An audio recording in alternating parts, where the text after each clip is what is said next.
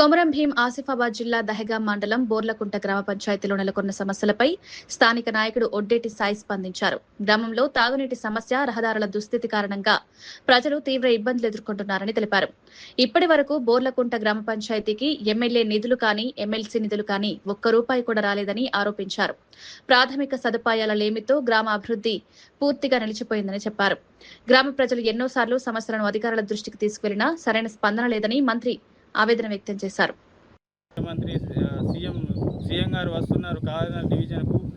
ఆ యొక్క ఏర్పాట్లలో నిమగ్నమై వాటి గురించి పట్టించుకుంటారు కానీ ఊళ్ళో ఉన్న సమస్యల గురించి ఇప్పటి వరకు పట్టించుకునే నాదులు లేడు. ఈ యొక్క మా యొక్క గ్రామ పంచాయతీ బోర్లకుంట గ్రామ పంచాయతీకి ఇప్పటి వరకు రూపాయి కూడా అభివృద్ధి నోచుకోలేకపోయింది. ఇటు ఎమ్మెల్యే కోట కింద కానీ, ఇటు ఎమ్మెల్సీ కోట కింద కానీ రూపాయి కూడా ఇప్పటి వరకు మా గ్రామ పంచాయతీకి రాలేదు. ఇటువంటి వ్యవస్థలో మనం తెలంగాణ తెచ్చుకున్నాం. ఇప్పటి వరకు 15వ సంవత్సరంలో రన్నింగ్లో ఉన్నాము.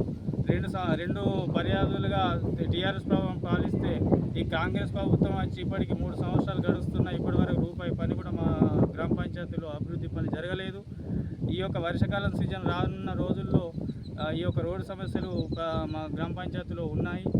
కనీసం వెళ్దామంటే చేయిలో సీసీ రోడ్లు కూడా కనీసం ఇప్పటివరకు రూపాయి సీసీ రోడ్డు పని కూడా ఇవ్వలేకపోయినారు. ఈ యొక్క రాష్ట్ర ప్రభుత్వం మరి పని చేస్తుందా, ఏం చేస్తుందో నిమ్మకు నీరెత్తినట్లు ప్రవేశిస్తున్నారు.